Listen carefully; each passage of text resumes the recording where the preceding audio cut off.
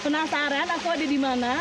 Lihat di belakang aku deh. Kira-kira pemandangan yang istimewa ini ada di mana tuh? Dan hari ini aku bakal ngajak kamu untuk keliling-keliling, ngeliat potensi desa dan belajar bagaimana keunikan dari kehidupan masyarakat desa ini. Penasaran aku ada di mana? Aku lagi ada di Desa Kiarasari, Kecamatan Sukajaya, Kabupaten Bogor.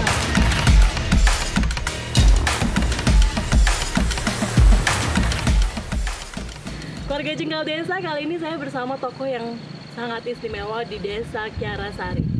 Penasaran siapa? Langsung saja kita sapa langsung di sini. Sampurasun, Bapak Nuraudin. Apa kabar? Ya, alhamdulillah. Luar biasa, Bapak benar-benar menginspirasi kita dengan aura yang sangat positif di Desa Kiarasari. Saya banyak dengar soal Pak Nuraudin. Dari cerita masyarakat kalau bilang bahwa Bapak ini dulu adalah kepala desa di Desa Kiarasari. Sejak tahun berapa, Pak? Sejak tahun 2013 sampai 2018. 18. Saya kasih sedikit rahasia juga. Kalau bapaknya sekarang itu tidak menjadi kepala desa lagi, tapi sudah menjadi anggota Dewan DPRD Kabupaten Bogor. Berarti lebih luas lagi cakupannya. Untuk Komisi 3, Pak ya? Komisi 3. Pembangunan juga. Ya. Luar biasa. Bapak, saya mau dengar sedikit cerita dong, Pak, soal Desa Kiarasari. Sepanjang saya jalan, saya ngelihat desa ini tuh indah sekali dan memang banyak saya lihat potensi-potensi ya, tapi kayaknya saya mau dengar langsung dari Bapak. Gimana sih sebenarnya Desa Kiarasari? Ya, Desa Kiarasari ini memang berada di berbatasan dengan kawasan Taman Nasional Halimun. Yang di belakang itu ya, Pak? Ya. Itu di yang belakang. Nah, Desa Kiarasari luasnya itu 1078,5 hektar. Ada sekitar 10.000 jiwa di sini sebagai penduduk Desa Kiarasari. Nah, dan alhamdulillah memang Kiarasari kami masih memegang satu kearifan lokal. Apa itu, Pak? Namanya Gunung Kayuan, Lamping Awian, Lebak Sawahan, Legok Balongan, Datar Imahan. Saya coba ulang, Pak ya. Saya ikutin Bapak. Yang pertama adalah Gunung Kayuan. Gunung Kayuan artinya? Artinya ya gunung selalu harus lestari dengan kayu. Gunung harus selalu lestari dengan kayu. Yang kedua? Yang kedua Lamping Awian. Lamping Awian itu? Ya, jadi di lereng-lereng yang memang di bawah gunung itu ditanami bambu-bambu untuk sebagai resapan atau ini reservoir alam, maksudnya untuk menampung air gitu. Berarti Lamping Awian. Yang ketiga tadi? Lebak Sawahan. Lebak Sawahan. Ya, Lebak Sawahan ini kan artinya kan manusia hidup itu membutuhkan pangan ya. Nah, sehingga kita harus bercocok tanam gitu kan dengan menanam padi gitu. Karena konsumsi kita adalah beras dan Lebak Sawahan itu artinya sawah ini pasti ada padi gitu kan. Berarti setelah menjaga persawahan itu ya, kawasan sawah, yang dua terakhir apa ya, Pak, tadi? Legok Balongan. Legok Balongan itu dan adalah Datar Imahan. Nah, Legok Balongan itu artinya pada saat kita terpenuhi dari pangan, maka kita membutuhkan gizi. Gizi. Nah, jadi Legok Balongan itu ya, balong itu seperti yang di bawah ini kan ada balong nih. Apa itu, Pak? Balong itu artinya kolam. Kolam. Empang. Oh, balong itu adalah kolam. Saya belajar berarti hari ini. Balong adalah kolam. Ya. Jadi memang setelah alamnya dijaga, kemudian kita mempertahankan apa yang menjadi kearifan dari hutan, terus kemudian kita juga memperhatikan pangan, gizi, dan kemudian kita menambah juga lauk pauk yang seimbang. Betul. Gitu, Pak ya. Luar biasa. Ini memang sudah ada sejak lama di Desa Kiarasari berarti, Pak? Ya, ini kan memang turun-temurun gitu. Baik, saya mendengar juga bahwa Pak Nuraudin ini sempat 3 tahun lalu tuh memulai pembangunan yang lebih terarah di Desa Kiarasari. Itu pembangunan seperti apa, Pak, 3 tahun yang lalu? Kami coba melakukan pembangunan dengan bertumpu pada semangat partisipasi.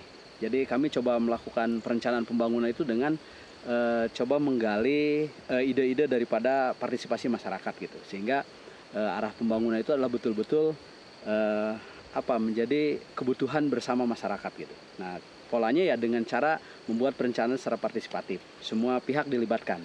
Tidak hanya ada para elit-elit di desa ya, termasuk juga para pemangku adat juga dilibatkan untuk ibu-ibu juga dilibatkan. Ibu-ibu juga dilibatkan untuk memberikan masukan terhadap perencanaan pembangunan desa. Berarti memang sudah sangat inklusif gitu, Pak ya, semua orang dilibatkan untuk masuk, partisipatif juga. Ya. Tapi saya penasaran sebenarnya kalau di Desa Kiarasari itu mayoritas pekerjaan dari warganya itu apa ya, Pak?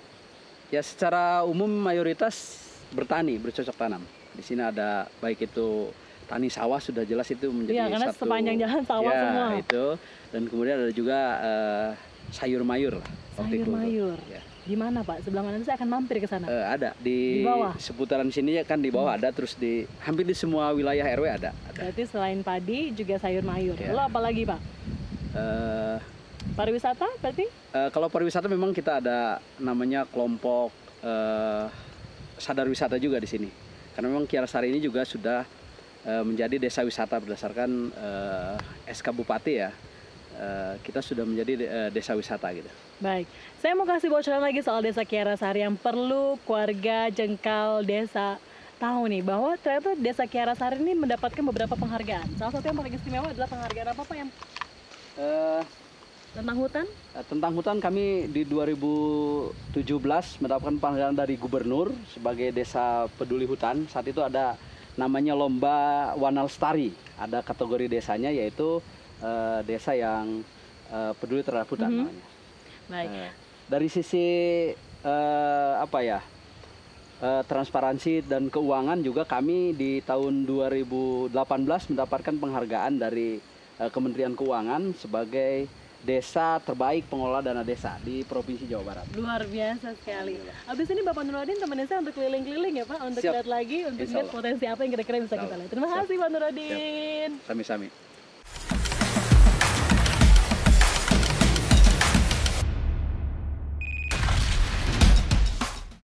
Sekarang kita mau kemana nih Pak? Kita lihat balong. Balong, tunggu dulu, saya ingat-ingat. Balong itu tadi kolam ikan, benar Betul, ya Pak ya? betul. Benar. Iya. Kita mau ketemu siapa Pak di situ? Ada Pak Anwar, nanti kita ketemu Pak Anwar yang punya balong. Pak Anwar. Nah, nitip tes sasti ya. Anwar. Eh, Terima kasih Ya, banyak Bapak. sama-sama. Saya akan ke Pak Anwar langsung Mangga. Pak ya, mari. Ya, mangga. Pak Anwar, saya ikutan Ya, ya. boleh, ayo sini. Bapak lagi kasih makan ikan apa Pak? Ini kita punya ikan mujair dan ikan nila. Wah, saya boleh coba Pak. Boleh. Soalnya saya nggak pernah lihat Boleh, ikan nila asik dan kok. mujair yang hidup, apalagi di kolam ini Pak. Biasanya kalau di kota saya cuma ngeliat di pasar Pak, atau nggak di dagang lalapan. Wah, ini banyak banget ikannya ya.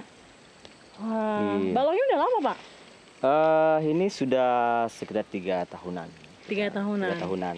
Kita dulunya sawah, tapi memang karena kelihatan cocok ada sumber air, jadi kita buat kolam ikan atau balong di sini. Baik. Luar biasa ikannya bagus. Bagus. Ya. Bapak itu udah berarti selama 3 tahun, Bapak yang ngelola dari awal sekali ini. Ya, ini kita sengaja memang membuat area di sini. Sebenarnya sih salah satu bagian. Ini balong ini adalah satu bagian dari satu area yang kita persiapkan untuk kebetulan kami adalah lembaga swadaya masyarakat yang Baik. tertarik dengan desa ini. Nama lembaga kami KOPEL, KOPEL. Komite Pemantau Legislatif. Komite Pemantau Legislatif. Legislatif. Tapi kenapa Bapak ada di Desa Kiarasari kalau gitu?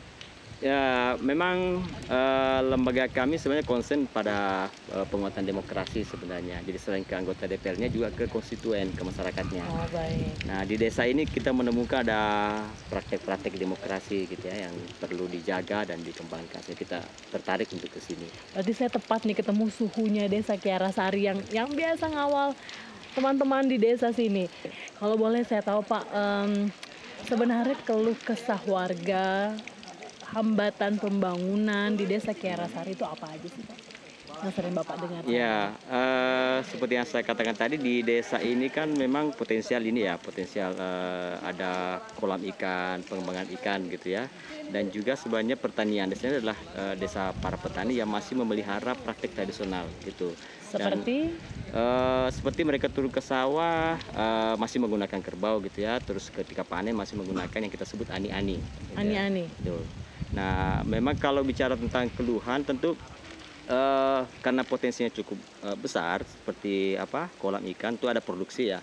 Nah, mereka ini kadang kesulitan untuk mengakses pasar gitu karena jalanan gitu ya, jalanan yang masih belum layak untuk memperlancar transportasi Iya, mereka ke betul. pasar-pasar yang induk. Kalau tidak salah jalan yang tadi saya lewatin bukan Pak ya, yang memang ada longsor. Iya, jadi memang ada dua akses dari Liuliang ke Nanggung ataukah dari Jasinga ke sini. Nah, dua-duanya memang jalanannya kurang bagus. Di samping itu ada potensi longsor. Baru-baru ini kan ada longsor, terus jalanan ketimbun dengan tanah dari gunung gitu ya. Dan itu salah satu hambatan utama sebenarnya, karena bisa kemarin 1 minggu masyarakat terisolir. Terisolir, nggak bisa keluar dari desa Nggak Pak. bisa keluar dari desa. Wow. Praktis mereka tidak bisa membawa tadi ikan, membawa padi ke luar untuk dipasarkan. Tapi Pak, selain akses jalan yang memang sulit, kalau ketika ada longsor Pak ya, ada Ya. lagi nggak Pak keluhan warga yang sekiranya tuh kayak unek-unek setiap hari kok bisa begini sih di desa Kiara Sari, ada nggak?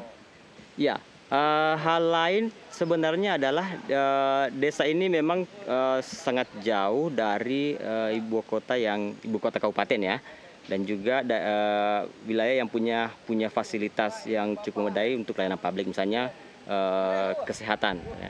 Nah, di desa ini kalau mau berobat ataukah ada ibu yang sedang ingin melahirkan, Ya, ibu hamil. ibu hamil itu harus diantar jemput oleh mobil desa, diantar sekitar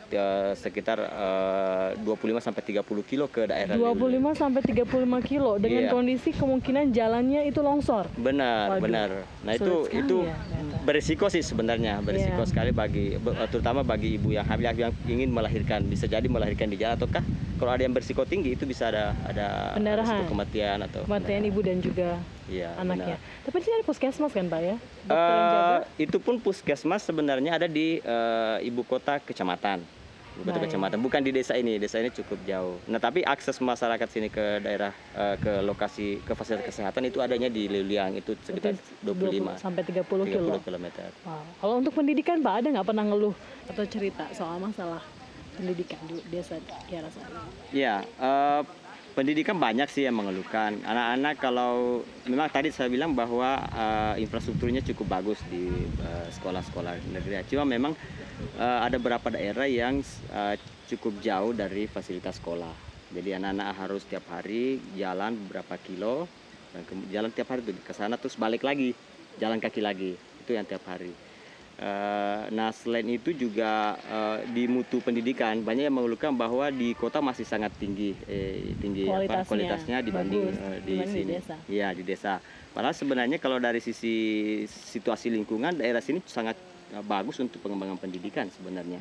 Itu yang belum mereka menemukan gimana mendorong kualitas pendidikan mereka juga bisa sama dengan masyarakat di kota gitu. Jadi kalau boleh saya bantu memberikan kesimpulan dari jawaban Bapak soal keluhan masyarakat. Jadi berarti yang paling pertama adalah akses infrastruktur jalan. Iya, benar. Yang kadang warga harus terisolasi karena longsor. Kemudian juga akses kesehatan yang sangat jauh, terutama untuk ibu hamil dan juga anak kecil. Anak kecil. Pendidikan juga tentang kualitas, begitu Pak. Iya, akses juga yang jauh misalnya dari Kampung Cibuluh ke sekolah itu cukup jauh. Mereka harus berjalan kaki ke fasilitas pendidikan.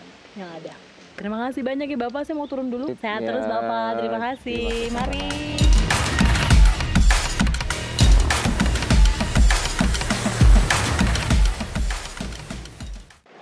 Berjalan-jalan di desa Kiara Sari mengajarkan kami banyak hal. Mulai dari potensi desa yang sangat melimpah, hingga bagaimana masyarakat desa Kiara Sari menjalani kehidupan sehari-harinya. Mereka selalu mengutamakan harmonisasi, hubungan mereka kepada yang di atas, sesama manusia dan juga menjaga alamnya. Kami berharap suatu saat kamu bisa berkunjung ke desa Kiara Sari seperti kami. Melihat bagaimana mereka sangat ramah menjamu tamunya, seramah mereka menjaga alamnya. Jengkal Desa selalu ada cerita.